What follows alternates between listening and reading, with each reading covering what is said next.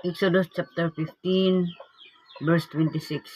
Ug maingon siya, kung magpatalinghog ka sa masingkamuton gayod sa tingog ni Jehova nga imong Dios, ug magabuhat ka ni adtong matarong sa iyang mga mata, ug mapatalinghog sa iyang mga sugo, ug magabantay sa tanan niya nga mga tulumanon, walay bisan unsang sakita sa mga gipadala ko sa mga Ehiptohanon nga igapadala ko kaninyo, kay ako mao si Jehova nga magaayo kanimo.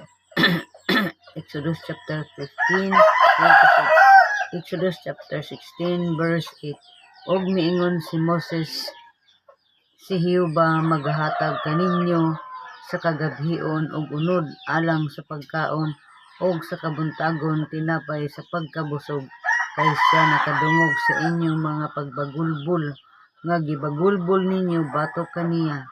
Ug unsa ba kami? Ang mga pagbagulbol ninyo dili batok kanamo, kundi batok kang Jehova.